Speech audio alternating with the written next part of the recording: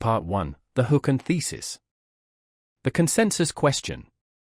Star Wars Episode II, Attack of the Clones is often relegated to the status of a flawed bridge between two more coherent chapters, viewed primarily as a melodrama concerned with the mechanics of a burgeoning galactic conflict. The common consensus characterizes the film as a clunky, romance-heavy political procedural that functions merely to justify the transition from Republic to Empire. Yet, this reading ignores the film's status as a rigorous, unflinching study of the degradation of the institutional soul. The film is not a standard adventure of heroics but a profound exploration of how an established order weaponizes fear and obsolescence to facilitate its own structural collapse.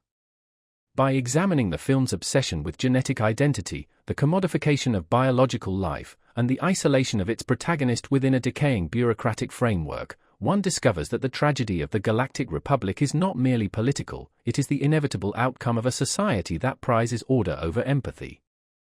The architecture of the film serves as a visual manifesto for this systemic entropy. Coruscant is depicted as a frictionless, high-altitude dreamscape for the elite, contrasted sharply against the sprawling, subterranean labyrinth where the film's genuine human interactions occur.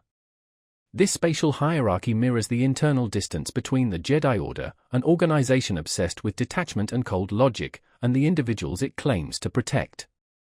The Jedi are not protectors of the people but keepers of a detached, sterile order, sequestered in tall, cold spires.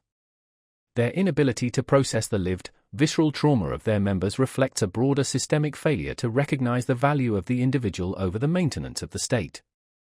Anakin Skywalker functions as the nexus of this institutional rot.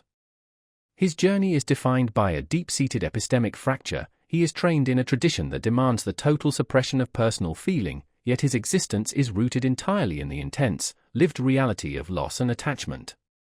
His psychological breakdown is not an abrupt pivot into villainy but a slow-motion collision between his innate human need for connection and a philosophy that pathologizes that need. The film captures this through its unique visual language, frequently placing Anakin within large, cold digital environments that underscore his smallness against the vast, indifferent machinery of the Senate and the Jedi Council. He is a man being hollowed out by the very institutions he believes he serves. The moral framework of the film is similarly complex, centered on the dangerous intersection of technology and commodification. The clone army is the ultimate expression of this ethos, an entire class of beings manufactured to be discarded, possessing no legal status or individual identity beyond their function. This is the logical conclusion of a society that has offloaded its primary duty, defense, to an artificial labor force. By engaging with this industry of death, the protagonists implicitly endorse a worldview where biological life is stripped of agency and reduced to a line item in a military budget. The film treats this not as a heroic advancement but as the moral death knell of the Republic. The hero's reliance on this army validates the very system that will eventually consume their democracy, illustrating that their pursuit of security is the precise catalyst for their enslavement. Technically, the film utilizes digital imagery to create an atmosphere of persistent artifice. The heavy reliance on CG environments and entities mirrors the themes of the story, where the real is constantly replaced by the manufactured. The uncanny nature of these visuals is, in fact, a narrative strength. It creates a feeling of detachment and sterility that reflects the character's own psychic state. As the political narrative deepens, the cinematography shifts to emphasize entrapment, using claustrophobic lighting and compositions that trap figures within the architecture of their own designs. The transition from the organic, sun-drenched pastoral landscapes of Naboo to the dark, industrial, and inherently manufactured environment of Kamino highlights the shift from the personal to the systemic. The film's ultimate thesis is that the collapse of a republic is not an external event but an internal necessity. When the systems of governance and philosophy become so detached from the human experience that they view individuals as interchangeable units of labor or pawns in a political game, they have already surrendered their legitimacy. The tragedy of the film lies in the realization that the characters are participants in their own destruction, operating under the illusion that they are saving a civilization that has already ceased to exist in spirit. By the final frame, the wedding of Anakin and Padmé is not a triumph of love, but a desperate, hidden act of rebellion against a world that has already chosen to sacrifice its humanity for the sake of survival. The film remains a vital interrogation of the cost of power, proving that the institutions that claim to protect us are often the first to demand the sacrifice of the very things that make life worth living. The subversion question.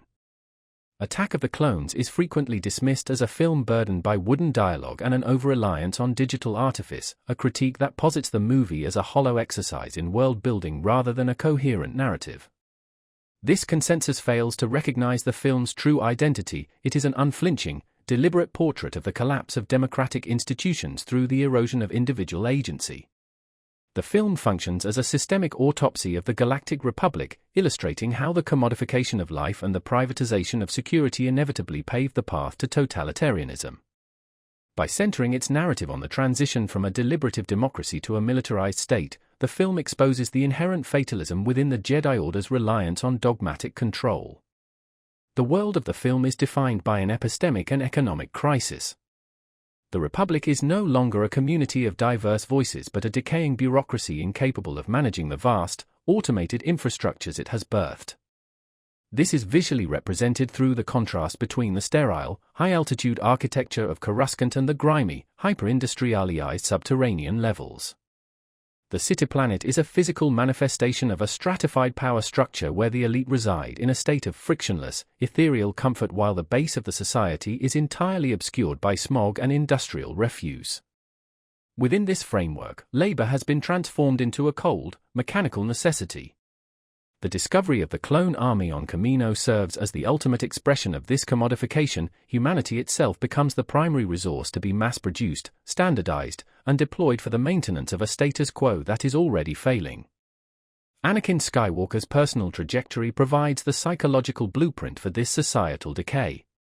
His frustration with the Jedi Council is not merely a sign of adolescent rebellion, but a rational response to the institution's failure to adapt to a changing reality. The Jedi represent an archaic, rigid framework of control that prioritizes the suppression of individual emotion over the cultivation of genuine wisdom. As the narrative progresses, Anakin's shift toward radical, authoritarian solutions is a mirroring of the Republic's own desperation. The film suggests that the institutional demand for stoicism and the sacrifice of human attachment acts as a catalyst for the very darkness the Order seeks to prevent. His trauma is not an aberration, it is the predictable consequence of a system that denies the legitimacy of the individual psyche in favor of maintaining an illusion of collective stability. The film's aesthetic choices further underscore this shift toward the synthetic. The heavy utilization of early digital compositing and computer-generated environments is not a technical limitation but a narrative tool. The characters are frequently framed against massive, artificial landscapes that dwarf them, emphasizing their insignificance within a system that has replaced organic political discourse with programmed, efficient outcomes. When the Jedi enter the arena on Geonosis, they are stripped of their role as peacekeepers and reduced to units in a strategic calculation, highlighting the transformation of their moral authority into a military function. The visual language of the film intentionally drifts toward the uncanny and the artificial, signaling a world that is becoming increasingly disconnected from the natural order it purports to serve. Ultimately, the philosophical weight of the film lies in the inevitability of its conclusion. The creation of the clone army and the granting of emergency powers to the Chancellor are presented not as isolated errors in judgment, but as the inevitable result of a society that has ceased to value the complex, messy work of democracy. The Republic fails because it has prioritized speed and order over the preservation of the individual, choosing the convenience of a manufactured army over the vulnerability of a citizenry. By the film's conclusion, the marriage of Anakin and Padmé is the final, fragile attempt to reclaim individual agency in a universe that has already begun to shift toward total systemic control. The film does not merely document the fall of a hero, it documents the quiet, structural suicide of a civilization that opted for the illusion of stability over the reality of freedom, leaving the audience to confront the realization that the seeds of tyranny are sown long before the first shot is fired. The anomaly question. Attack of the Clones functions as a deliberate exercise in the disintegration of the Republican ideal through the lens of architectural and emotional sterility. While popular consensus often labels the film as a sprawling, CGI-heavy adventure, this perspective misses the fundamental reality of the work. The film is a precise, tragic portrait of an institution so committed to its own maintenance that it becomes a hollow shell, incapable of recognizing the very authoritarianism it births. The anomaly at the heart of this collapse is the Camino cloning facility, a clinical, sterile, and eerily frictionless environment that stands in stark opposition to the chaotic, organic, and messy textures of the Naboo or the Coruscant underworld. This location serves as the film's psychological mirror, revealing that the Republic has reached a state of terminal hyperreality, where symbols of peace and order have entirely replaced the actual, human-centered governance they were intended to represent. The socio-political environment of the film is one of profound epistemic fracture. The Republic maintains a veneer of stability while simultaneously delegating its defense to a private, commodified workforce. The Jedi Order, acting as the primary arbiters of truth, are trapped within a bureaucratic framework that favors consensus over intuition. They operate under a rigid, almost monastic set of doctrines that demand the repression of personal history. This creates a society where information is treated as a weapon to be hoarded or suppressed, leaving the citizenry, and indeed the protagonists, drowning in a sea of manufactured noise.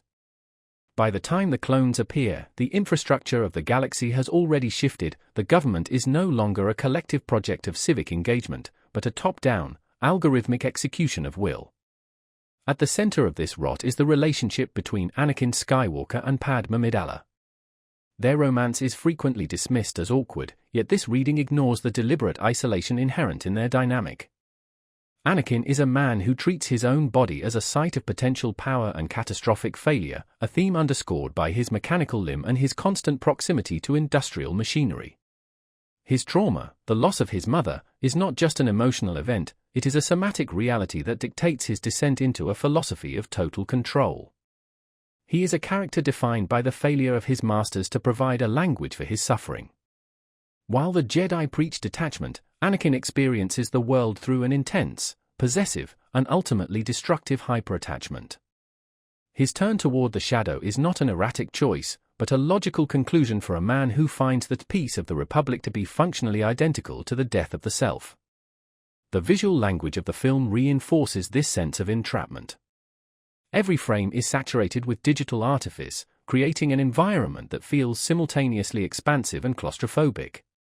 The extensive use of blue-screen compositing does not create a sense of wonder, but rather an uncanny, dreamlike state where characters feel physically detached from their surroundings.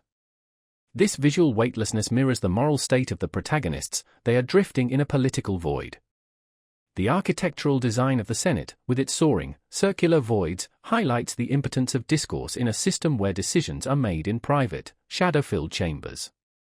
The CGI is not an aesthetic failure, it is an ideological instrument that visually signals the transition from a world of organic, lived-in history to one of synthetic, mass-produced reality. As the film progresses, the distinction between the hero and the antagonist dissolves through their shared utilitarianism.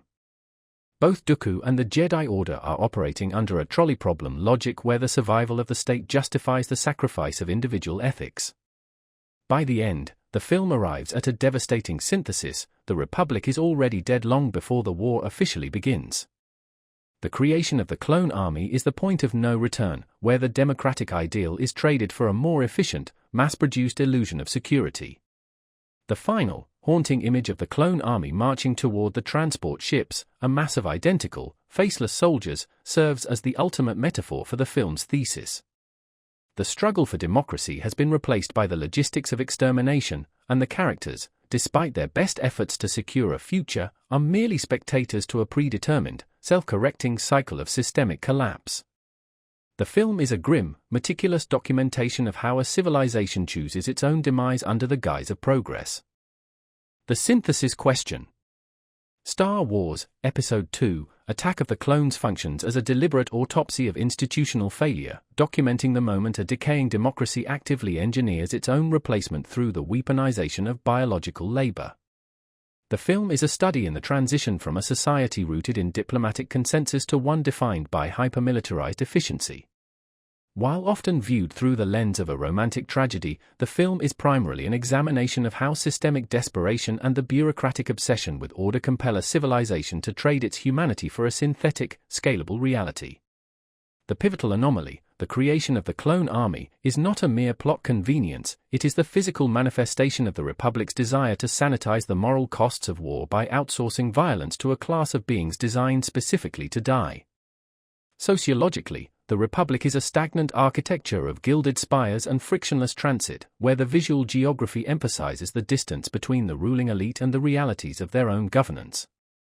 The sprawling cityplanet of Coruscant exists as a vertical hierarchy where the Senate floor serves as a performative stage, masking the rot of a system that has lost its capacity for genuine debate.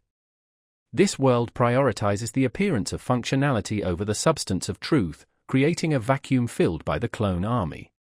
These clones represent the ultimate commodity, human life stripped of autonomous ego and agency, transformed into an industrial asset. Their inception marks the death of the citizen soldier and the birth of a sterile, algorithmic warfare where the state no longer asks for the sacrifice of its people, but instead manufactures its own instruments of destruction. Psychologically, the film tracks the internal fracture of Anakin Skywalker, who serves as the human mirror to this synthetic shift.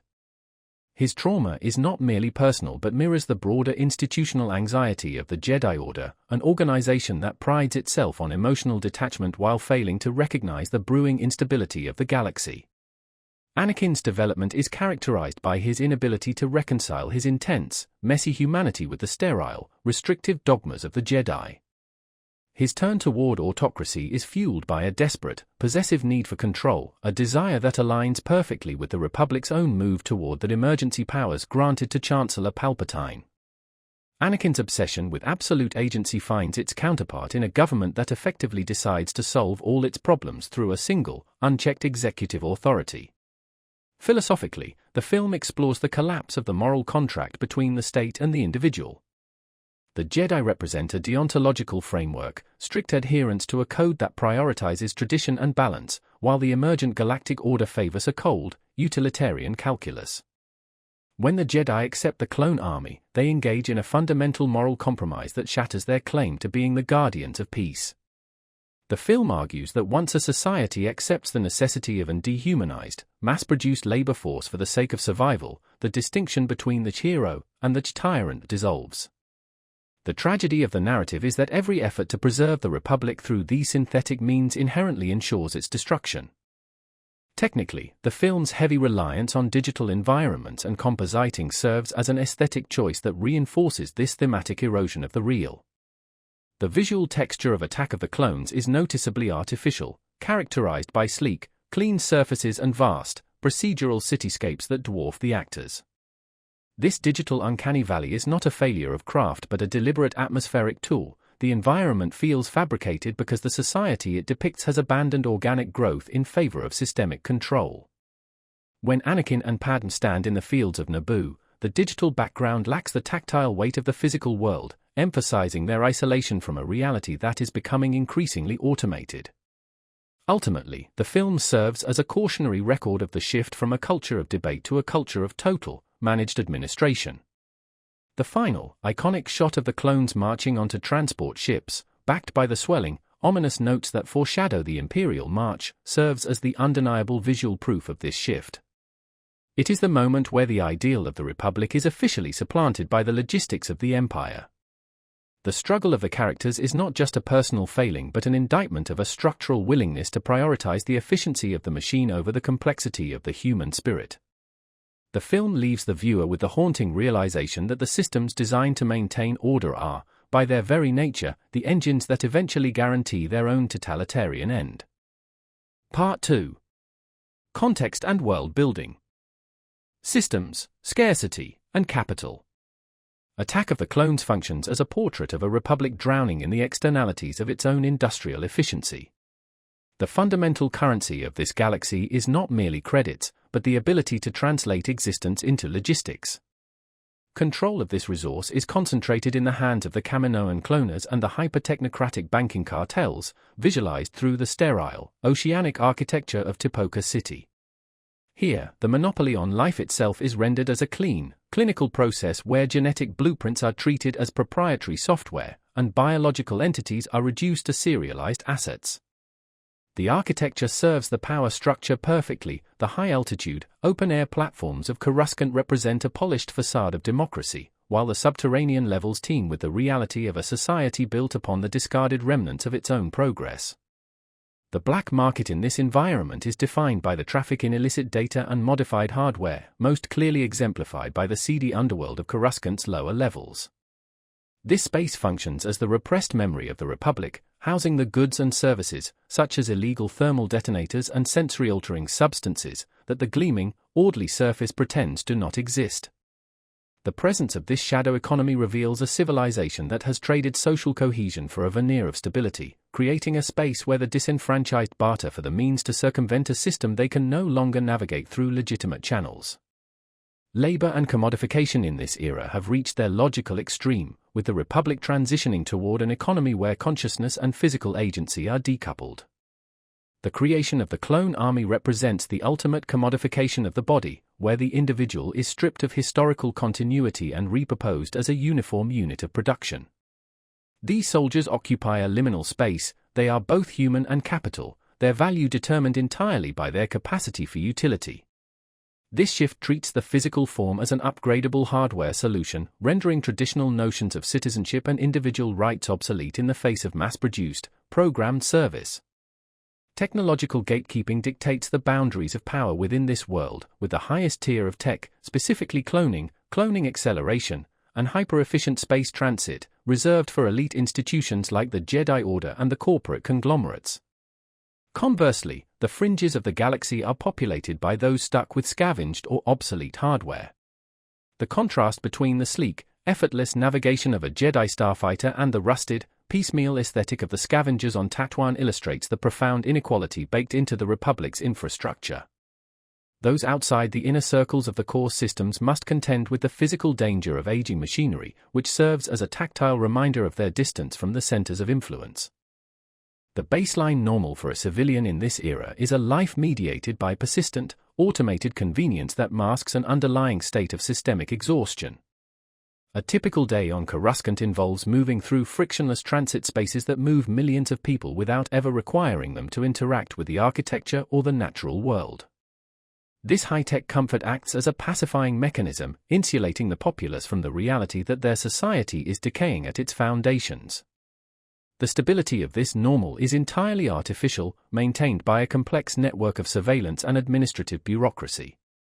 When the narrative disruption occurs, it does not merely threaten the peace, it exposes the fragile reality that the Republic's prosperity was always a calculation, one that is now tipping toward a total, systemic collapse.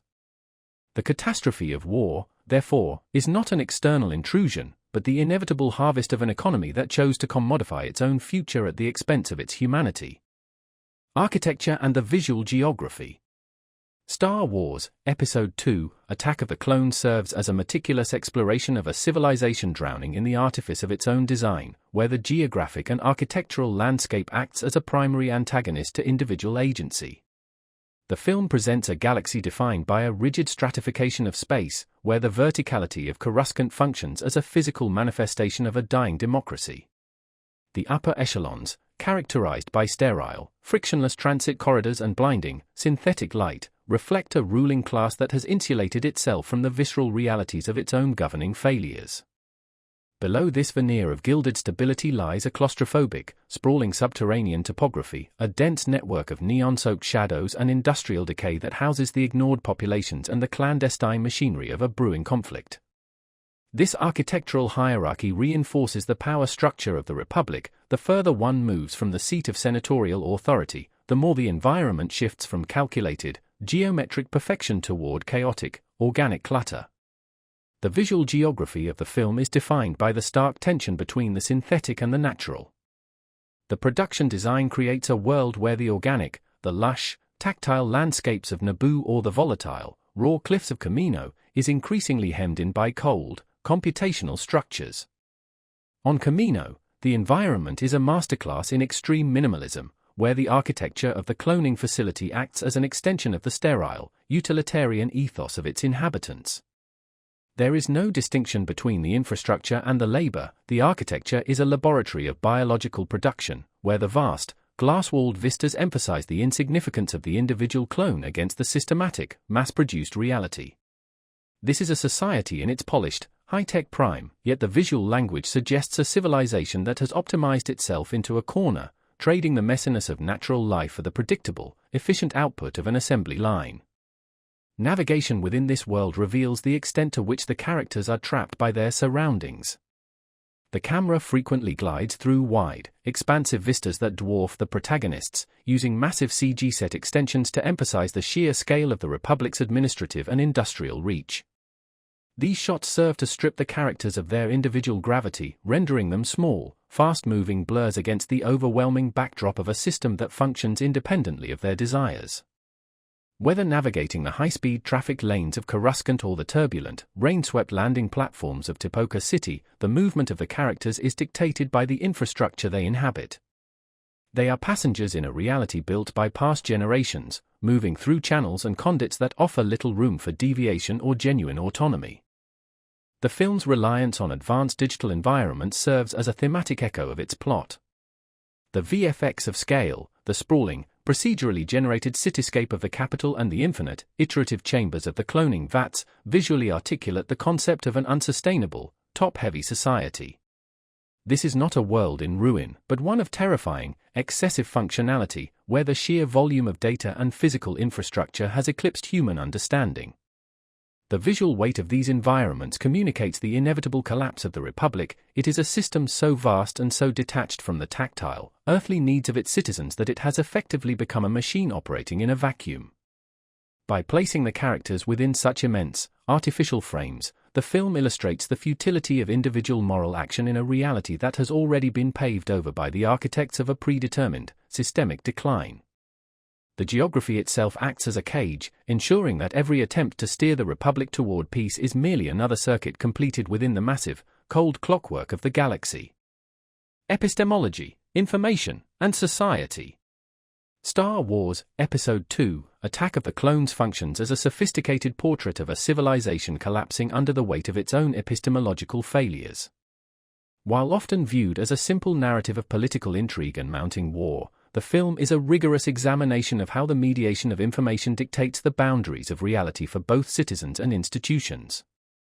In this universe, truth is not an objective constant but a curated commodity, managed by a ruling class that relies on the friction between official narrative and lived experience to maintain a fragile, artificial order.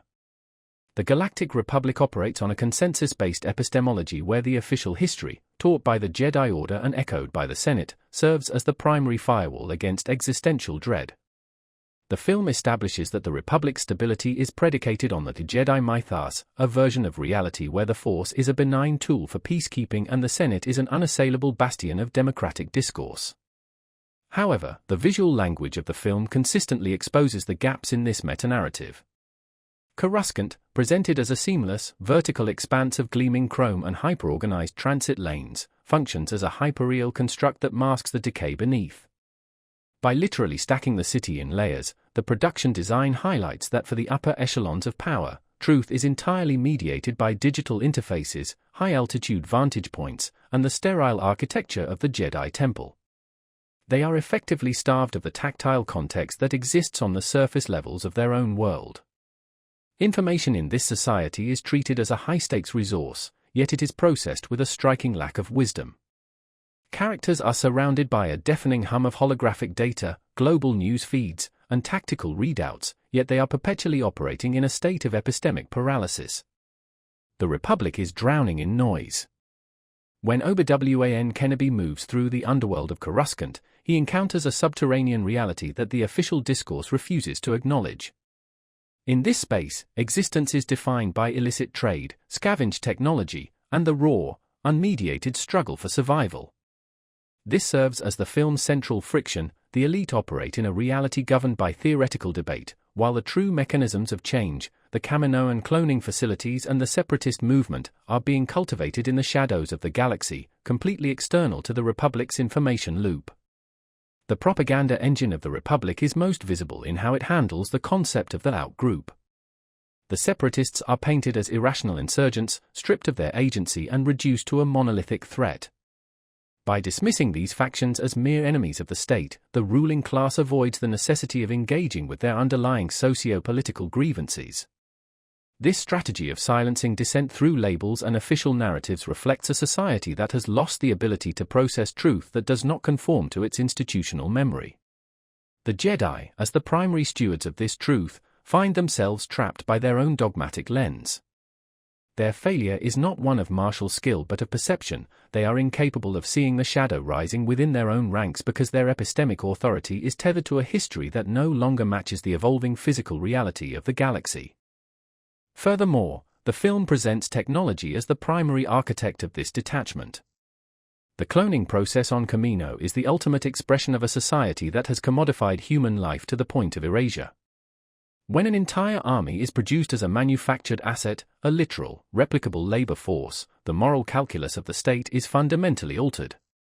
Truth here becomes a product of industrial output rather than biological or spiritual development. The characters' interactions with this technology reveal their own alienation. Even the most gifted individuals feel dwarfed by the massive, sterile, and cold systems they have helped build. The visuals emphasize this scale, framing the protagonists against the vast, empty, and uniform structures of the Kaminoan facilities, illustrating that in a world where everything can be manufactured and archived, the value of the individual is increasingly difficult to justify. Ultimately, Attack of the Clones argues that when a society relies on a fabricated history to justify its current power structures, it invites its own destruction. The normalcy of the Republic is a fragile facade maintained by the repression of inconvenient data and the isolation of its leaders from the base reality of its citizens. By the time the clones are deployed, the truth is no longer a matter of discovery but of violent imposition. The film captures the exact moment the epistemic bubble bursts, replaced by the crushing weight of a war that was inevitable from the moment the state prioritized the illusion of order over the complexity of actual knowledge. The tragedy of the narrative is that the very tools used to secure the Republic, the archives, the censors, and the institutional dogma, are exactly what prevent the characters from recognizing the collapse until they are already inside its event horizon. Friction, Law, and the Catalyst. Star Wars, Episode II, Attack of the Clones serves as a profound meditation on the erosion of democratic institutions through the lens of institutional complacency and the commodification of life itself. The film posits that the collapse of the Galactic Republic is not merely an external conquest, but an internal decay accelerated by the intersection of corporate interests and state-sanctioned military industrialization. At the heart of this narrative is the transformation of the individual into a standardized, interchangeable unit, a process that mirrors the broader obsolescence of democratic discourse in favor of hyper-efficient, clandestine power structures. The world-building of Attack of the Clones establishes a society where the distinction between governing bodies and corporate entities has vanished. The Trade Federation and the Techno-Union act as rogue state actors that leverage their economic dominance to bypass the cumbersome legislative bureaucracy of the Senate. This creates an environment where law is no longer a tool of justice, but a commodity to be exploited or bypassed through bureaucratic gridlock. The film portrays the Republic as a failing infrastructure, a system so bloated by procedure and prestige that it can no longer perceive the very existential threats it has incubated. The Kaminoan cloning facility serves as the ultimate realization of this logic. Here, life is stripped of its organic idiosyncrasies and reduced to a purely functional, mass-produced asset. By creating a literal army of identical individuals, the Republic and its hidden architects transform the human condition into a scalable manufacturing output. Anakin Skywalker functions as the narrative's tragic focal point, navigating a reality where his personal trauma is continuously exacerbated by the rigid, detachment-based dogma of the Jedi Order. His journey is an epistemic fracture in motion. He is tasked with the defense of a republic that demands his total subservience while simultaneously failing to provide him the tools to reconcile his past. His psychological state is inextricably linked to the film's visual language. The sweeping, digital vistas of Coruscant and Kamino frequently dwarf him, emphasizing his insignificance within the machinery of the state. He is a person struggling to maintain a coherent ego while being pulled toward the inevitable, calculated role prepared for him by the shadow of the Sith. His attraction to Padmé Amidala represents his only attempt at genuine connection, yet even this becomes a doomed endeavor, as it operates in secret within a political system that prizes stability over individual liberty. The film's philosophical weight rests on the tension between the Jedi's stoic, deontology-based detachment and the pragmatic, destructive necessity of the Sith. The antagonist, Palpatine, operates with a sophisticated understanding of the Republic's fragility. His genius lies in his ability to manipulate the legislative system from within, turning the Senate's desire for order into the very mechanism that dismantles it. He embodies the logic of the system taken to its most extreme conclusion, the concentration of power to ensure absolute, sterile control. The Jedi, conversely, are caught in a state of intellectual paralysis. They act as the defenders of a status quo that has already lost its moral standing, their commitment to peace preventing them from seeing that they have become instruments of the conflict they wish to avoid. Technically, the film's heavy reliance on digital environments and compositing serves as a deliberate aesthetic reflection of the narrative's themes.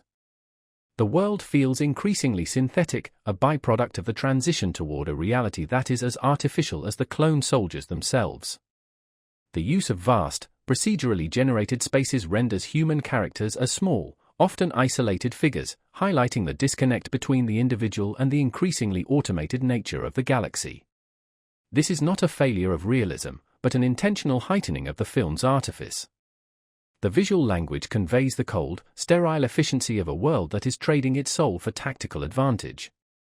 The climax on Geonosis, a site of industrial assembly and cold, calculated death, synthesizes these threads.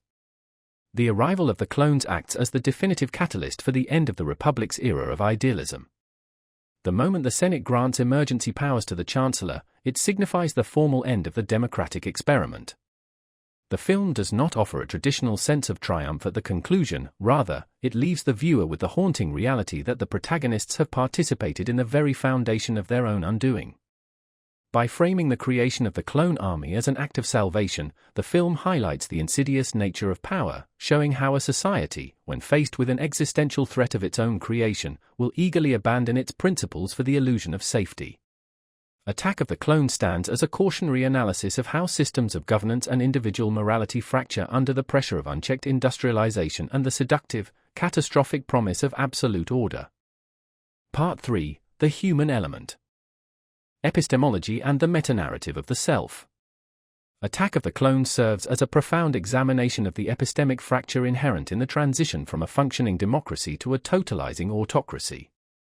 The film functions as a portrait of a protagonist, Anakin Skywalker, who is trapped within a rigid, monastic system that demands the absolute suppression of the self. Anakin's reality is defined by the Jedi Order's foundational dogma, that emotional attachment is a path to the dark side. His journey is a desperate attempt to reconcile his intense, raw humanity with an institutional vocabulary that lacks the necessary syntax to address grief, love, or individual autonomy. Anakin's internal life is a study in the impossibility of authentic communication. Throughout the film, he operates behind a mask of performative duty, maintaining the outward appearance of a disciplined initiate while harboring turbulent, forbidden desires. His discourse is marked by significant gaps. He is incapable of voicing his struggles to his mentors because the Jedi dialectic is essentially punitive toward vulnerability. Instead, he internalizes his trauma, specifically the unresolved loss of his mother, as a private failing. This trauma is stored somatically, manifesting as the phantom itch of his suppressed rage, which he attempts to soothe through the pursuit of absolute control. When he returns to Tatooine, the silence of his internal monologue is finally broken by the violent release of the Tusken Raider massacre. This act represents his first true epistemic fracture. He discovers that his capacity for violence exceeds his moral code, and he immediately justifies the atrocity as a necessary response to the universe's failure to protect his own. The metanarrative Anakin constructs for himself is that of a chosen one destined for greatness, a label provided by the institution to ensure his compliance. He clings to this fabricated ego as a defensive mechanism against the mundane, sterile life of a subordinate monk. As the film progresses, the disparity between this hero myth and the reality of his erratic, desperate actions widens into a chasm. He adopts the logic of the pragmatist, viewing the Jedi's cautious approach to galactic politics as a form of cowardice. He begins to view the world through the lens of power accumulation, believing that if he possessed the strength to command reality, he could prevent death itself. This shift indicates a dangerous alignment with the film's antagonist, Chancellor Palpatine, who serves as the external manifestation of Anakin's repressed desire for unconstrained agency. Palpatine, in turn, masterfully exploits this psychological terrain. He speaks the language Anakin is starving to hear, a rhetoric of personal potential and the rejection of monastic dogma. The film positions Palpatine not merely as a conspirator, but as a mirror who reflects Anakin's shadow back at him, validating his bitterness toward the Council's gatekeeping of truth. This dynamic turns Anakin's education into a parasitic process, where the institution demands he shrink himself to fit its ideological mold, while the architect of his downfall encourages him to expand until he shatters that mold entirely. The film's climax, underscored by the marriage of Anakin and Padmé Amidala, is a final, fragile attempt to weave a new, autonomous reality. Yet, this union is founded upon a fundamental act of deception. Anakin commits to the ceremony while harboring the secret of his massacre, proving that his attempt to form a private identity is already tainted by the very moral compromise he sought to escape. The visual language of the film, from the sterile, frictionless surfaces of Coruscant to the claustrophobic, sun-drenched violence of the Tatooine wastes, reinforces this state of isolation. Anakin is a man who has lost the ability to navigate his own psyche, finding himself trapped in a cycle of repetition compulsion where he destroys what he loves in a futile effort to exert power over the inevitable. By the end of the film, the facade is fully compromised, leaving him as a cog within a larger machine of war, his individual self-sacrifice to the cold, encroaching weight of a destiny he believes he is choosing, but which has already been mathematically codified by the systems surrounding him. Trauma and somatic experiencing. Attack of the Clones functions as a profound examination of the somatic architecture of trauma, positioning Anakin Skywalker not merely as a burgeoning villain, but as a vessel for unresolved, physically manifested grief. The film's narrative arc hinges on the transformation of childhood abandonment into a pervasive, physiological impulse for control. Anakin's foundational wound is rooted in the forced separation from his mother, Shmi, an event that haunts the film's periphery until it erupts into the visceral, localized violence of the Tusken Raider camp in the third act. By delaying the visual confirmation of this trauma, the film ensures that the audience experiences the character's instability as a constant, low-frequency hum of anxiety, mirroring Anakin's own inability to reconcile his past with his current identity as a Jedi. The trauma is stored primarily within the tension of his physical movements and his fraught relationship with his own body. Anakin treats his physicality as a prison, a site of constant conflict between his biological limitations and his perceived potential for godlike agency. His somatic memory manifests in a restless, kinetic energy. He is perpetually leaning, reaching, or projecting force, as if he is trying to push his consciousness beyond the boundaries of his skin. This is most apparent in his interactions with Padmé, where his defensive mechanisms are dissociative. He speaks of political theory and his own philosophical rigidities to detach himself from the raw, overwhelming terror of his emotional attachment, yet his body betrayals, his trembling hands, his fixated gaze, and his sudden shifts into defensive postures, reveal the emotional volatility he refuses to name. Anakin engages in a cycle of repetition compulsion, constantly seeking out situations where he can assert dominance over environments or beings that mirror the powerlessness he felt as a slave. When he returns to Tatooine, he is not merely acting as a bodyguard, he is subconsciously recreating the site of his original powerlessness in an attempt to master it. The slaughter of the Tuskens is the inevitable result of his failure to process his grief, a moment where the somatic energy of his trauma finally overwhelms his intellectual training. In this act, he ceases to view others as distinct entities, instead perceiving them as extensions of the systemic cruelty that denied him agency in his youth. His transition into violence is a desperate, maladaptive attempt to force the world to align with his internal demands for safety and order. The film meticulously uses its visual and spatial language to isolate Anakin within this trajectory. Whether he is framed against the sterile, cold geometry of the Jedi Temple or the oppressive, sun-bleached emptiness of the Tatooine wastes, the composition emphasizes a character who is constantly trapped within his own internal vacuum. As the film progresses, his movements become increasingly performative, oscillating between the calculated, serene posture of a Jedi and the raw, uncoordinated impulses of a man whose ego is rapidly fracturing. The final act, where he loses his limb, serves as the ultimate realization of this psychic collapse. The physical severing of his body acts as a horrific objective correlative for the amputation of his humanity. He is literally becoming the mechanical, hardened object he once feared. His physical loss is not just a battle injury, but a transformation into a state of being where his body is no longer a temple of organic experience, but a cold, augmented instrument of his own repression. By the time he stands in the final scenes, his stillness is chilling, a mask of synthetic composure hiding the fact that he has fundamentally surrendered his capacity for empathy to the trauma he could never heal. The Shadow and the Antagonist. Attack of the Clones functions as a psychological portrait of a fracturing psyche, where the narrative of Anakin Skywalker's descent is mirrored by the external architecture of a crumbling republic. Within this framework, the antagonist, Count Dooku, serves as the physical manifestation of Anakin's repressed trajectory. Dooku is not merely a political foil but a projection of the destiny Anakin fears, a man who has already discarded the suffocating constraints of the Jedi Order to pursue a singular, pragmatic vision of order. Dooku's logic is grounded in a dispassionate assessment of the Republic's inherent corruption. He perceives the system as terminally ill and identifies his role as a necessary surgeon. To Dooku, his departure from the Jedi is an act of intellectual liberation, allowing him to bypass the hypocrisy of a council that preaches detachment while entangled in the machinery of war. By embodying this path, Dooku forces Anakin to confront his own latent disdain for the bureaucratic stasis that prevents him from seizing the agency he craves. The relationship between these characters is defined by a parasitic dynamic that complicates the traditional hero-villain dichotomy. Dooku feeds off the instability Anakin projects, sensing the young Jedi's capacity for raw, unchecked action. This interaction highlights how Anakin projects his own flaws onto those around him, particularly Obi-Wan Kenobi. Throughout the film, Anakin views Obi-Wan's patience as a manifestation of arrogance and limiting control, projecting his own desperate need for power onto his mentor's adherence to protocol. Anakin perceives Obi-Wan's grounded stability as a deliberate barrier to his potential, ignoring that his own volatility necessitates the very oversight he resents. This projection effectively blinds Anakin to the support system he possesses, pushing him toward the manipulative influence of Palpatine, who validates his impulses rather than restraining them. The film further elucidates this path of corruption through the mirror character of Padmé Amidala.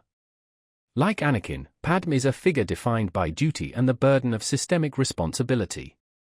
However, she navigates this space by remaining anchored in democratic idealism and human connection, actively choosing to maintain the vulnerable parts of her identity even amidst the pressures of assassination attempts and political turbulence. While Anakin views the world through a lens of potential domination, believing that his mastery of the Force grants him the right to shape reality, Padmé operates through a framework of service. Her choices act as the direct inverse of Anakin's growing detachment. She attempts to heal the social fabric through empathy, whereas Anakin begins to see individuals as objects to be managed or sacrificed. Ultimately, the human element of the film is a study in the failure of the individual to reconcile the internal self with external dogma. The trauma of Anakin's past, the death of his mother, becomes the crucible in which his moral compass is irrevocably altered. When he commits his act of vengeance against the Tusken Raiders, he is not merely acting out of grief but establishing a new, violent methodology for interacting with his world. He chooses to stop absorbing the pain of loss and instead imposes that pain upon others, a choice that aligns him with the cold, calculated pragmatism Dooku displays.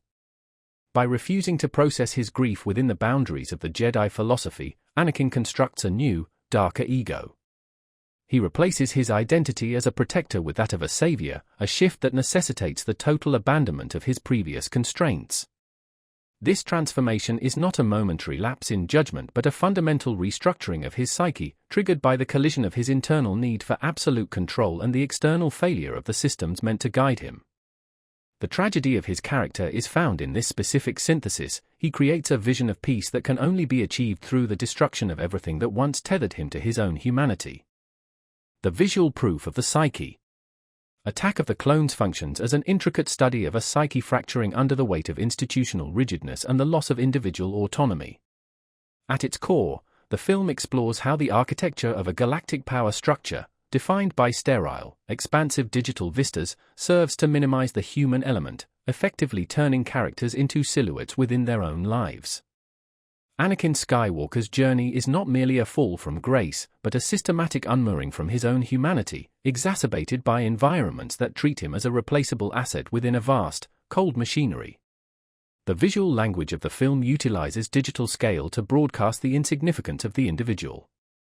Throughout the narrative, Anakin is frequently framed against immense, procedurally generated cityscapes or monolithic industrial facilities. This VFX-heavy approach creates an overwhelming sense of isolation. The protagonist is consistently dwarfed by the environment, suggesting that his internal turbulence is invisible to the state. This spatial psychology forces a shift in his behavior between the performative, stoic expectations of the Jedi Order and the raw, vulnerable desperation he exhibits in private. When Anakin is thrust into the vast, synthetic light of Coruscant, he adopts the performative mask of the disciplined warrior. However, when he retreats into intimate, shadowed spaces, most notably during his return to Tatooine, the facade crumbles. The environment of the Lars homestead, characterized by its dusty, tactile decay, acts as a diegetic trigger for his deepest trauma, contrasting sharply with the antiseptic, frictionless corridors of the Jedi Temple. The film intentionally pushes its characters toward an uncanny valley of the soul, where their reactions to tragedy become chillingly systematic.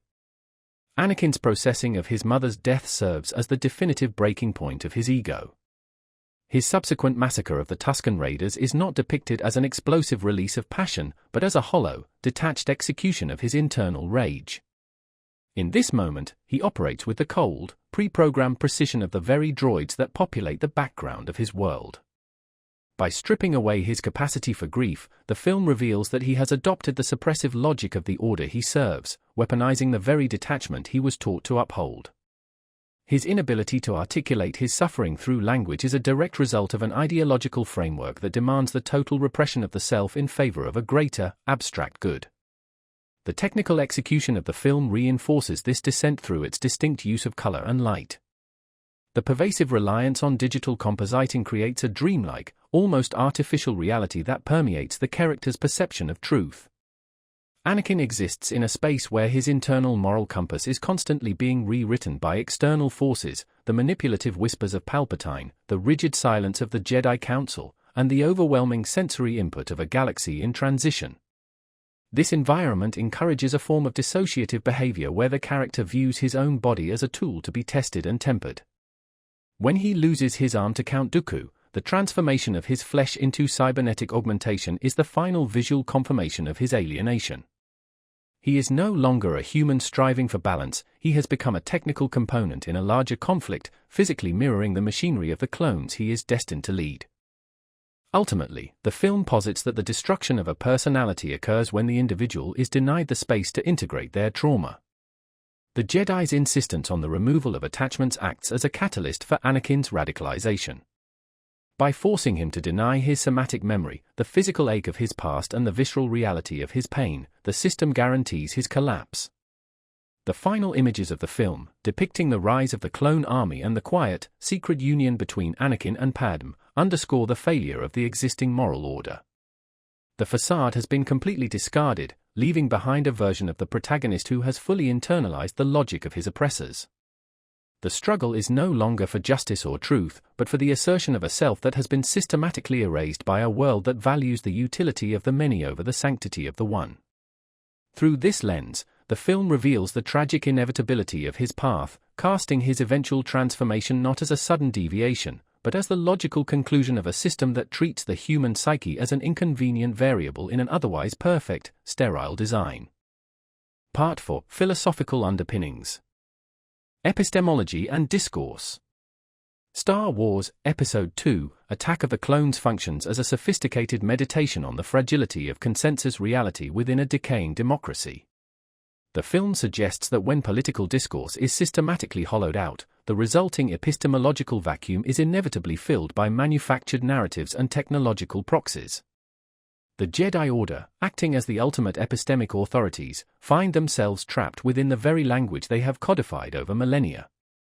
Their reliance on dogmatic terminology and ancient precedents serves as a self-imposed boundary, rendering them incapable of articulating or even perceiving the shifting nature of the threat posed by the Sith.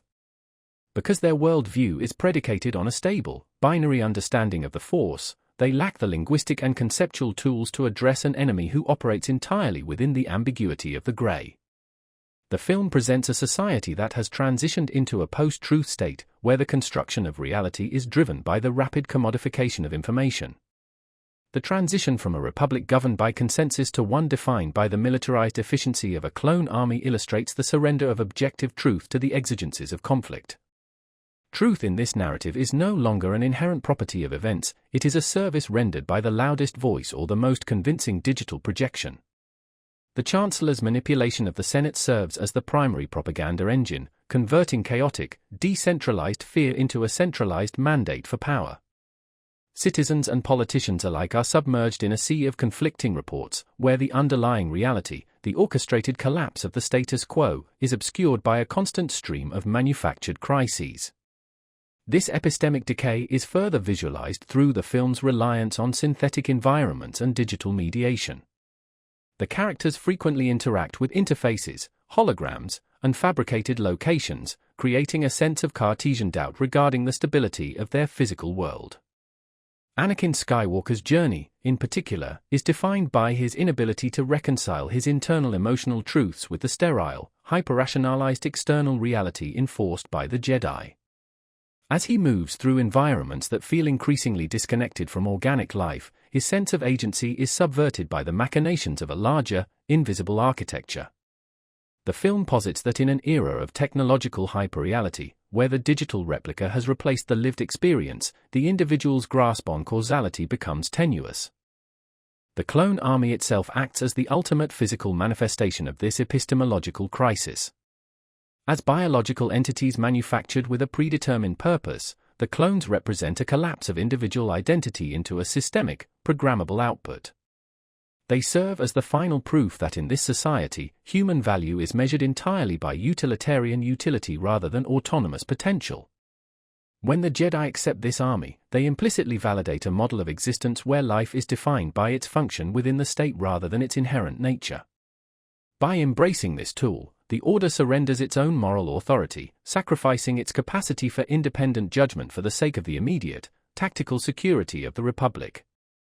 The tragedy of the film resides in this failure. The protagonists attempt to solve a crisis of meaning through the application of brute, material force, unaware that they are merely accelerating the dissolution of the very democratic ideals they believe they are protecting.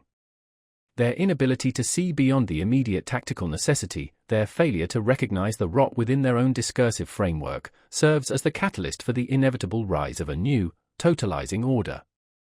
The film ultimately illustrates a society that has surrendered its capacity for critical self-reflection, leaving it defenseless against the encroaching shadow of an absolute, unquestioned authority. Metanarratives and social theory. Star Wars, Episode II, Attack of the Clones functions as an intricate exploration of institutional decay, depicting a galactic society wherein the collapse of a grand narrative, the Jedi-led myth of perpetual peace, necessitates the adoption of hyperreal surrogates to maintain the veneer of stability. The film presents a universe where the baseline misery of political stagnation is masked by the aggressive deployment of aesthetic pageantry and bureaucratic obfuscation. The Jedi Order, once the moral arbiters of the Republic, find themselves trapped within an epistemic fracture. Their capacity for precognition and diplomatic mediation has been rendered obsolete by a reality that has moved beyond their philosophical reach. They are no longer the protectors of an organic society, but the custodians of a failing ideological state apparatus, struggling to reconcile their archaic dogmas with a political landscape governed by corporate interests and military commodification. The world of the Republic is a triumph of Baudrillardian hyperreality. Coruscant serves as the ultimate visual manifestation of this, where the physical world is entirely subsumed by layers of neon, holographic projection, and subterranean industrial infrastructure. The characters, particularly the Jedi, navigate a reality mediated by technological interfaces that dictate their understanding of truth. Information is processed through a lens of extreme proceduralism, leaving the citizenry, and the governing body, drowning in a sea of diplomatic noise. In this environment, the truth of the looming separatist threat is not a matter of objective fact but a construct of competing narratives. The state maintains order not through the visible application of brute force, but through the continuous, performative maintenance of the Republic's grand image, even as its foundations in humanism and democratic consensus are hollowed out by the pragmatic, cold logic of the emerging surveillance state. Central to this collapse is the commodification of existence itself, most starkly represented by the Kaminoan cloning facility. Here, the film posits that the final stage of institutional decline is the replacement of living, autonomous labor with synthetic, pre-programmed iterations. The clone troopers are the physical realization of the state's desire for absolute efficiency. They are the ultimate solution to a conflict that the Republic is too fractured to resolve through discourse. By investing in an army of literal commodities, the Republic signals its abandonment of the individual in favor of the systemic. Anakin Skywalker's psychological journey mirrors this systemic transition. His trauma, rooted in the loss of agency and the inability to reconcile his personal attachments with his professional obligations, compels him toward an authoritarian worldview. He views the Jedi's passivity as a failure of the state, and in his desperation to control the variables of his life, he embraces the very tools of efficiency and absolute power that the Republic is utilizing to cannibalize its own democracy. The film's visual language reinforces this sense of entrapment within a self-correcting feedback loop. The vast, synthetic vistas generated by the film's pioneering digital techniques serve to diminish the human element, isolating characters within environments that are essentially programmable simulations. When Anakin attempts to exercise his agency by seeking justice for his mother, he is simultaneously accelerating the transformation of the Republic into an empire. His rebellion against the stifling constraints of the Jedi Order provides the necessary pretext for the system to consolidate its authority. The irony of the film's conclusion is that the characters' attempts to stabilize the Republic through military expansion, the creation of the Grand Army, guarantee the structural collapse they seek to avoid. The shift from the diplomatic to the martial is not a deviation from the system's trajectory, it is the fulfillment of its latent, violent design. Ultimately, Attack of the Clones portrays a society that has reached the limit of its ideological capacity. The Jedi, the Senate, and the separatist movements all operate under the delusion that they are acting to preserve a version of the future that has already been rendered impossible by the realities of their technological and economic evolution. The film operates on the principle that when a society loses its ability to engage with the truth, opting instead for the comfort of institutional myths and the convenience of synthetic solutions, it becomes an engine for its own dissolution. The characters are not simply victims of a dark, external force, they are architects of a reality where their choices, however well-intentioned, are mathematically tethered to the inevitable triumph of the machine over the individual. The film remains a profound study of how moral frameworks erode when they are tasked with upholding a lie, showing that the final stage of a crumbling democracy is not a sudden explosion, but the systematic replacement of the human spirit with the cold, predictive certainty of the clone. Ethics and the moral calculus. The central philosophical architecture of Attack of the Clones centers on the erosion of moral agency within a system governed by rigid utilitarian calculation. The Jedi Order, acting as the custodians of galactic stability, inadvertently construct a trap where the preservation of the many demands the total suppression of the individual. Anakin Skywalker serves as the catalyst for this crisis, as his personal trauma forces a confrontation with the sterile, detached morality of the Jedi Council. While the Council views the galaxy through a lens of grand-scale maintenance, Anakin's attachment, often dismissed as a character flaw, represents an insistent, chaotic claim to individual significance in a world increasingly defined by mass-produced existence. The introduction of the clone army serves as the definitive test of the film's moral calculus. By utilizing a race of sentient beings bred for the singular purpose of warfare, the Republic commits a profound ethical transgression, treating life as a fungible commodity. This creates a state of cognitive dissonance within the Jedi, who theoretically value all life yet participate in the deployment of a slave army to uphold their version of order.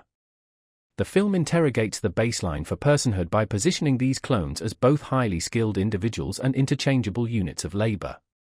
This duality forces the viewer to recognize the fragility of moral rights in a society where value is determined by utility rather than inherent humanity. The Jedi's failure to fully address the moral implications of this army reveals the systemic nature of their hubris. They prioritize the survival of the state over the ethical integrity of the individual soldier. Anakin's internal struggle acts as an absurd revolt against this cold, rationalist framework. His choices are not the products of logic, but of an agonizing, deeply personal attachment that defies the collective indifference of his peers. His descent into violence, most notably the massacre of the Tusken Raiders, marks a point where his moral code begins to mirror the ruthless pragmatism of the antagonists. Anakin adopts the philosophy that the ends, the protection of his loved ones, justify the total annihilation of his enemies. At this intersection, the distinction between the hero and the villain collapses. Both Anakin and the architects of the separatist movement operate under the assumption that the world is a broken mechanism that requires forceful, often violent, intervention to achieve stability. The film offers no reprieve in the form of absolute truth. Instead, it presents a reality where information is heavily mediated by those in power, and the characters are often forced to choose between the comfort of an official, harmonious narrative and the traumatic reality of their own internal fractures. The Jedi Council's dogmatic insistence on detachment functions as an intellectual prison, preventing the protagonist from developing a healthy vocabulary to process his trauma. By denying him the ability to acknowledge his grief, the Order ensures his eventual radicalization. This suggests that the pursuit of a greater good without regard for the emotional and psychological reality of the individual is an inherently destabilizing force, one that makes collapse inevitable. Ultimately, Attack of the Clones constructs a universe where the structural demands of governance and the primal, messy needs of the human psyche are in constant, fatal conflict. The film argues that moral bankruptcy arises when a society stops viewing its inhabitants as ends in themselves and begins to view them as variables in a calculation of safety and power. Through the rise of the clones and the slow decay of Anakin's internal moral boundaries, the film demonstrates that when a system abandons the sanctity of the individual in favor of a utilitarian grand narrative, it inadvertently seeds its own destruction. The tragedy is not merely that Anakin falls, but that the entire apparatus of the Republic and the Jedi Order provides the very framework that makes his fall, and the subsequent rise of tyranny, a logical, albeit devastating, outcome. The struggle for meaning in such a world becomes a desperate act of defiance, where the protagonist is caught between a sterile, failing orthodoxy and a path toward total, violent liberation from all moral constraints. Determinism, agency, and time. Star Wars Episode II, Attack of the Clones functions as a profound meditation on the erosion of human agency beneath the weight of predetermined systemic collapse. While the film is often viewed as a bridge between the origin of a villain and the fall of a republic, it is more accurately a study of the intersection between personal trauma and the inevitable mechanics of historical determinism. The narrative posits that when an individual's internal capacity for choice is constrained by the rigid structures of an institution, in this case, the Jedi Order, the resulting friction creates a vacuum filled by the darker, more efficient impulses of authoritarian design. The philosophy of the film rests on the tension between the illusion of individual action and the structural necessity of the Galactic Republic's demise. Characters like Anakin Skywalker and Obi-Wan Kenobi operate within a rigid ideological framework that suppresses emotional processing, effectively forcing them to view their lives as a series of obligations rather than a tapestry of choices. Anakin's descent is not merely a moral failure, it is a logical response to a system that refuses to acknowledge the reality of human attachment or the validity of grief. By denying him the vocabulary to process his trauma regarding his mother, the Jedi Order forces him into a state of cognitive dissonance where his desire for protection necessitates the abandonment of his stated moral code. The burden of choice for Anakin becomes a paralyzing force, leading him to adopt the logic of the Sith as a means of exerting control over a reality that feels increasingly outside of his influence. This conflict between the individual and the system is visually reinforced through the film's reliance on digital environments and hyperreal architecture. The sprawling city planet of Coruscant, with its endless verticality, serves as a metaphor for the alienation of the citizen from the core of power. As characters move through these frictionless, synthetic spaces, their physical insignificance is emphasized by the vast, computer-generated architecture. The film utilizes this digital scale to suggest that the individual, no matter their power or status, is merely a component in a grand, prescripted political machine. The clones themselves represent the ultimate realization of this philosophy. They are individuals stripped of the burden of choice, designed specifically to ensure the systemic outcomes favored by those who pull the strings of the Republic. The film challenges the viewer to confront whether truth can even exist in a society dominated by political maneuvering and the manipulation of information. Within the context of the Republic, reality is a product of consensus and the strategic deployment of power. The Jedi, despite their role as guardians, are caught in a feedback loop where their attempt to maintain order only accelerates the entropy of the system. Their reliance on dogmatic tradition prevents them from perceiving the shifting tides of the galaxy until the infrastructure is already collapsing inward. This creates a state of existential dread for the audience, who observe the protagonists striving for virtue while the narrative trajectory renders their efforts largely performative. The triumph of the antagonist, Palpatine, is entirely logical from an epistemological standpoint. He recognizes that the system is already broken and leverages that structural decay to manifest his own order. Technically, the film's pioneering use of digital cinematography and complex VFX integration acts as a deliberate mirror to its themes. The artificiality of the visual world, often cited as a departure from the grit of its predecessors, is an essential component of the film's argument regarding the detachment of the characters from the organic world. The characters exist in a state of suspended reality, trapped within synthetic layers of light and sound. This technical choice heightens the sense of the uncanny, forcing a disconnect between the viewer and the emotional interiority of the characters. By prioritizing the expansive, sterile, and artificial over the tactile, the production design forces the audience to inhabit a space where the boundaries of the self are constantly mediated by the technology of the state. The synthesis of these elements leads to a conclusion that favors the cold inevitability of history over the romanticism of the heroic individual. The final sequence, which features the clandestine union of Anakin and Padmé amidst the backdrop of a brewing, industrial-scale war, serves as the ultimate indictment of their agency. They believe they are exercising autonomy, yet their actions are precisely what the unfolding tragedy requires to reach its logical endpoint. The struggle itself is not presented as a source of existential hope, rather, it is a testament to how the desire for control ultimately fuels the mechanisms of destruction. Attack of the Clones remains a stark, uncompromising look at how the institutions we trust to secure our future often demand the surrender of the very humanity they claim to protect, leaving the individual to navigate a reality where the end is always, and has always been, written. Part 5: The Craft and Illusion. Cinematography and Spatial Language. Star Wars Episode II, Attack of the Clones functions as a deliberate exercise in synthetic grandeur, where the integration of digital cinematography and expansive virtual environment serves to articulate the erosion of individual agency within an increasingly mechanized political landscape. The film's visual language moves away from the tactile intimacy of practical world-building, favoring instead a rigorous, top-down spatial hierarchy that mirrors the bureaucratic ossification of the Galactic Republic. By employing a camera that operates with the cold, unblinking precision of an objective observer, the film constructs a reality where the scale of the environment, vast, shimmering, and artificially perfect, constantly diminishes the human subjects trapped within it. The visual hierarchy is defined by the tension between characters and the sprawling digital architectures they occupy. When Anakin Skywalker or Obi-Wan Kenobi move through the neon-drenched verticality of Coruscant, they are frequently framed in wide, sweeping long shots that emphasize their insignificance against the geometric complexity of the city.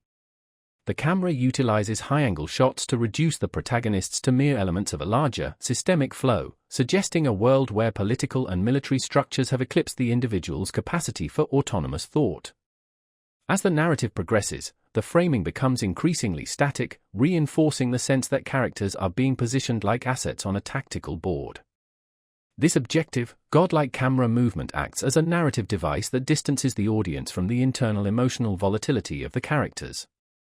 While the drama centers on burgeoning intimacy and radicalized frustration, the cinematography remains consistently fluid and detached, utilizing smooth crane shots and frictionless tracking. This choice underscores the film's broader preoccupation with predetermination. The characters glide through these environments as if following programmed paths, unable to break the orbit of their own inevitable trajectories. The lack of handheld, subjective movement creates a vacuum where the characters' emotional struggles appear almost alien, occurring within a polished vacuum that refuses to yield to their private turmoil. The color palette architecture of Attack of the Clones serves as a primary indicator of the moral and psychological fragmentation occurring within the Republic. The film oscillates between the sterile, cool-toned blues and whites of the Jedi Temple, a visual representation of their rigid, detached intellectualism, and the suffocating, deep ambers and sunset hues of Naboo. In these quieter moments, light is deployed to cultivate an artificial dreamscape, softening the edges of the performers to heighten the sense of a manufactured romance. This use of light conceals the inherent instability of the characters, creating a beautiful, glowing facade that masks the brewing resentment and structural decay hidden just beneath the surface of their exchanges. Depth and negative space are utilized to manifest a state of profound existential dread. Characters are frequently placed in the center of massive, hollow chambers, or framed against the infinite, depthless sprawl of the Coruscant cityscape. This reliance on vast, empty frames isolates them even when they are in physical proximity to others. By pushing characters to the periphery or framing them within architectural corridors that vanish into digital points, the cinematography articulates a world where the human element is being squeezed out by the sheer density of the infrastructure. The characters are essentially living inside a machine, and the visual composition reflects this by making the surrounding technology feel more vital and present than the individuals who inhabit it. Ultimately, the technical execution of Attack of the Clones posits that a society which prioritizes systemic perfection and technological dominance inevitably loses its grip on the human soul. The film's pervasive use of CGI is not merely a stylistic choice, it is an ontological statement about the nature of a reality that has prioritized control over organic growth. The clarity and sharpness of the digital image, combined with the impossible scale of the production design, create an environment that feels finalized and closed off. Every frame functions as an argument that the characters are acting out roles within a predetermined system, trapped by a visual language that values the structural whole far more than the broken parts within it. By embracing this hypersynthetic aesthetic, the film succeeds in mirroring the cold, inevitable transition from a vibrant republic to an automated, authoritarian empire. VFX, CGI, and the technical uncanny. Star Wars, Episode II, Attack of the Clones functions as a pioneering laboratory for the total digitization of the cinematic image. The film represents a decisive pivot point in industrial filmmaking, where the boundaries between physical photography and synthetic generation dissolve. By utilizing high-definition digital cameras and unprecedented levels of computer-generated environments, the production constructs a hyper-mediated reality that mirrors the detachment of its central characters. The visual strategy here is not merely one of enhancement but of total environment creation, where the digital architecture serves to reinforce the overarching themes of institutional coldness and the erosion of human intuition.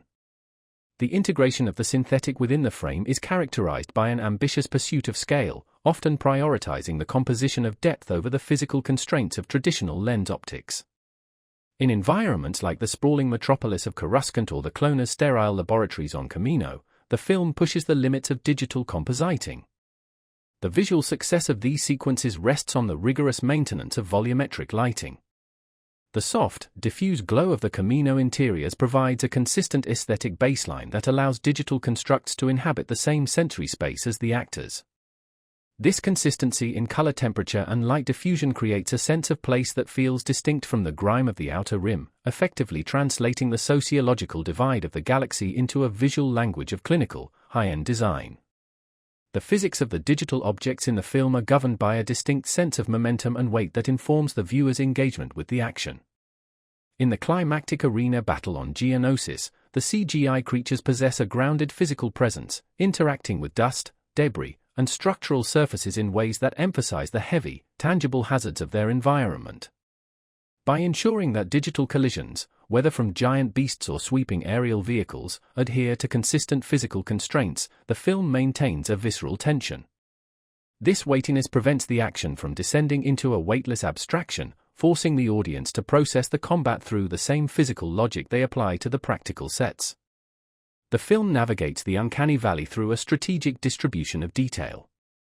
In the portrayal of digital characters such as the Kaminoans or the complex crowd simulations, the focus rests on purposeful, deliberate motion rather than the impossible pursuit of micro-expression.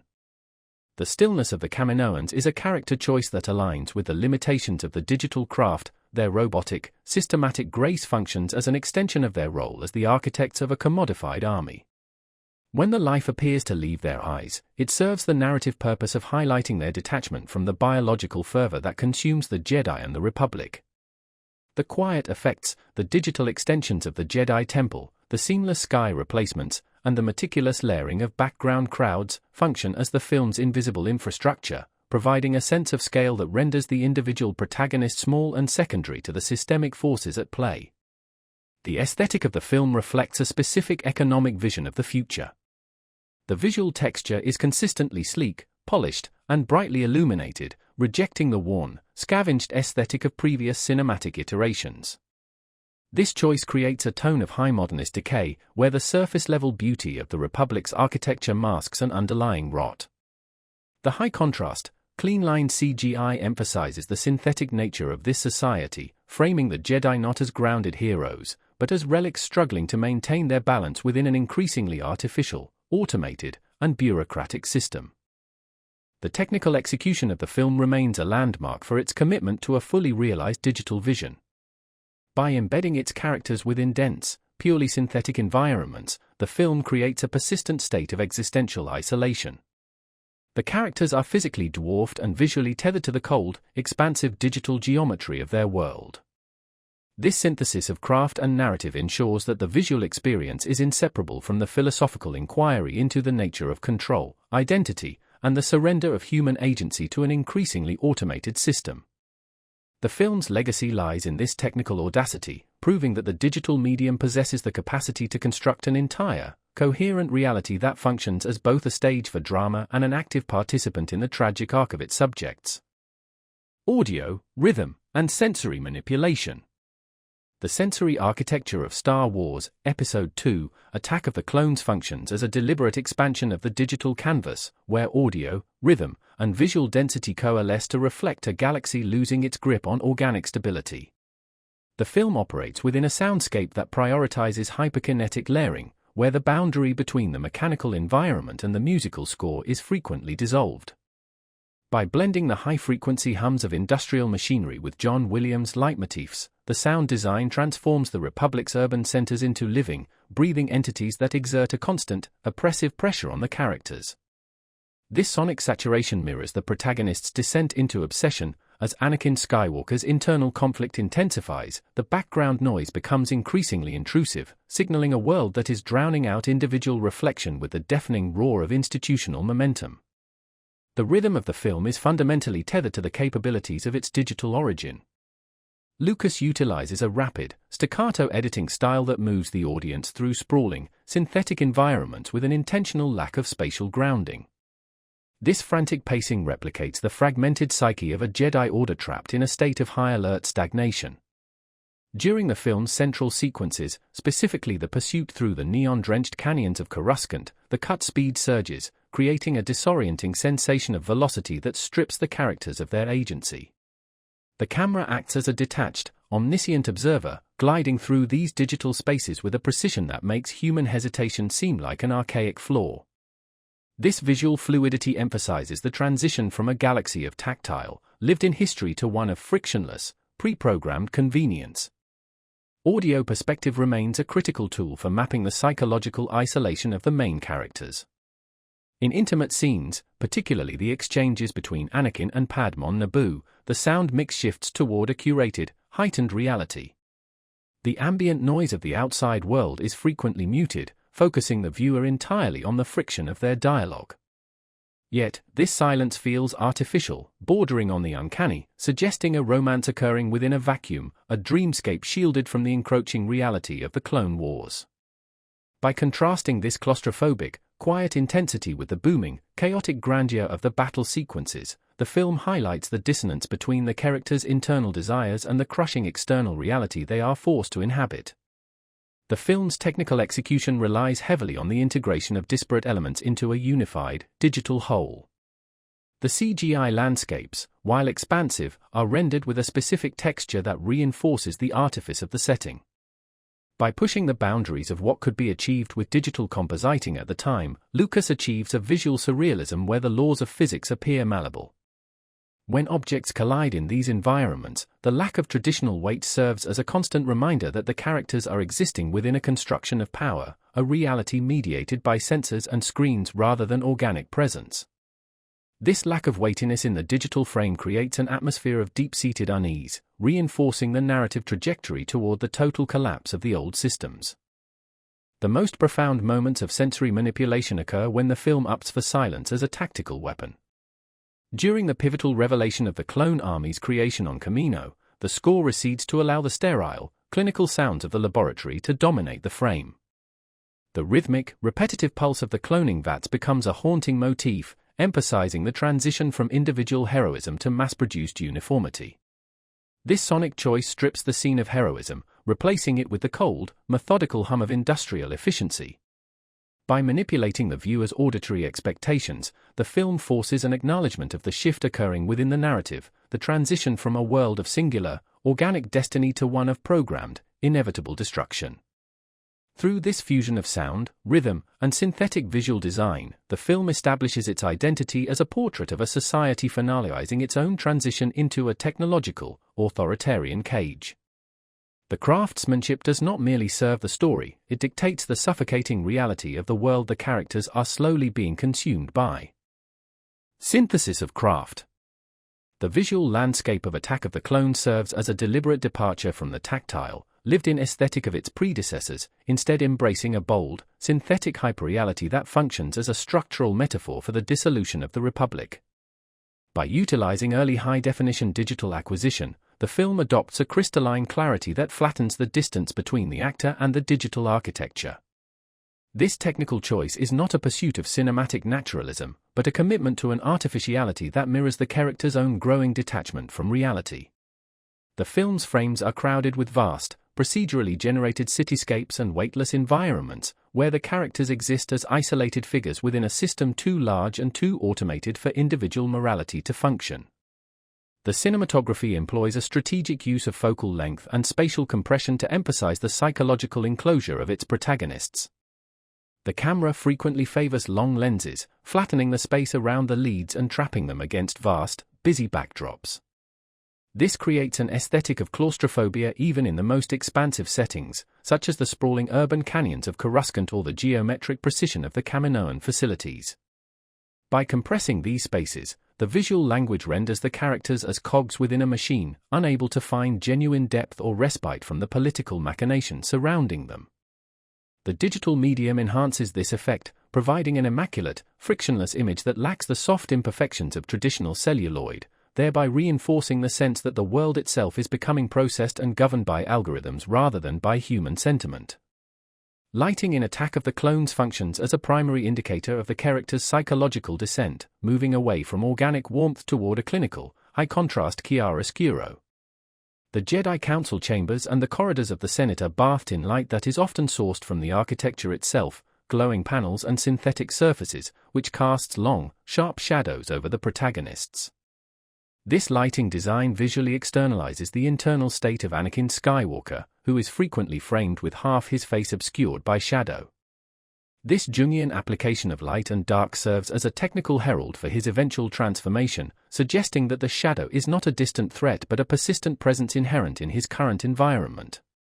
The use of shadow acts as a narrative tether, linking his volatile emotional state to the deepening corruption of the institutional structures he serves.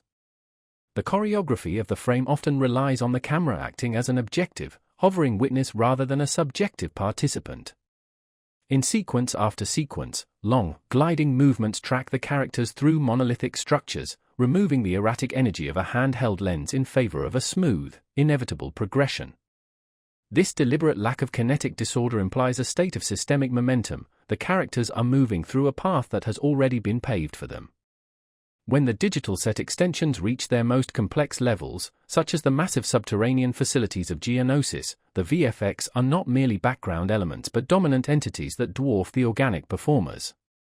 The weight of these digital constructs, despite their ethereal origin, exerts a tangible pressure on the narrative, forcing the human elements to operate within the constraints of a world that is fundamentally hostile to individual nuance. Ultimately, the technical innovations of Attack of the Clones function as a profound synthesis of theme and medium. The transition to digital filmmaking, often critiqued for its departure from traditional aesthetics, provides the film with the necessary sterility to articulate the collapse of a golden age. By prioritizing an artificial, hyperreal clarity, the cinematography transforms the film into an artifact of the very system it depicts, a pristine, well-ordered, and ultimately hollow structure. The technical execution is the narrative's silent partner, confirming that the Republic is no longer a collection of living beings, but a projection of institutional ideals that have lost their connection to reality. The visual artifice is therefore the highest form of honesty, reflecting a society that has traded its humanity for the efficiency of the machine. Part 6. Synthesis and Legacy. Synthesis and Legacy. Attack of the Clones serves as a definitive study in the erosion of institutional legitimacy through the surrender of individual agency to technological convenience. The film posits that the Republic's collapse is not merely a political failure, but an epistemological one, driven by a society that has optimized its governance into a state of automated, soulless efficiency. By embracing the clone army as a moral shortcut to security, the Jedi and the Senate sacrifice their capacity for ethical discernment, trading the messy, human complexity of democracy for the sterile, predictable reliability of mass-produced hardware. This shift toward the synthetic is mirrored in the film's visual language, which operates as a pioneering, albeit divisive, experiment in digital immersion. The decision to capture the narrative through high-definition digital photography and dense, computer-generated environments creates a unique aesthetic of detachment. Where the physical world feels distant and inaccessible, the digital architecture, vast, gleaming, and artificial, suggests a reality that has moved beyond the organic. These technical choices align perfectly with the narrative arc of Anakin Skywalker, a character whose internal struggle is defined by his desire for control in a world that feels increasingly fragmented and unresponsive to his personal trauma. Anakin's turn toward the shadow is fundamentally a reaction to the Jedi Order's reliance on a rigid, bureaucratic code that refuses to acknowledge the reality of human suffering, leaving him to seek solace in the authoritarian clarity offered by Palpatine. The film's philosophy rests on the interplay between the individual's desire for connection and the state's demand for order. Anakin and Padmé Amidala's romance, often criticized for its awkwardness, functions as an exploration of the isolation felt by those trapped within high-stakes, performative roles. They are two individuals desperately trying to locate authentic human emotion within a landscape of hyperrationality and political maneuvering. Their eventual marriage, held in secret and devoid of social scaffolding, represents an act of defiance against a system that commodifies every interaction. However, this act is ultimately subsumed by the encroaching war, demonstrating the tragedy that in a world structured around conflict and mass production, personal agency is rendered a secondary concern. Technically, the film acts as a foundational pillar for modern filmmaking, pushing the boundaries of what could be achieved through blue-screen integration and digital character animation. By placing organic actors within entirely fabricated environments, the film forces a new kind of spatial psychology, where the physical presence of the hero is constantly dwarfed or alienated by the sheer scale of the constructed world. This serves the overarching thesis: the individual is shrinking in importance as the technological and bureaucratic apparatus of the state expands. The reliance on digital environments acts as a visual metaphor for the Republic itself, which has become an interface, a screen of order covering a hollow, decaying foundation. The film's conclusion provides no catharsis, only an ominous consolidation. The transition from the chaotic, desperate rescue mission to the final shot of the secret wedding serves as a recursive loop of tragedy. By the final frame, the Clone Wars have begun, and the seeds of the Empire are firmly planted. The viewer is left to witness the realization of a predetermined end, where every attempt to preserve peace has only accelerated the arrival of total war. The legacy of the film lies in this unflinching commitment to showing how institutional rot and individual desperation function as a feedback loop. It is a work that demands we recognize the danger in surrendering our moral calculus to systems that promise security at the cost of our humanity, leaving us to inherit a future that we have technically enabled, yet fundamentally cannot control.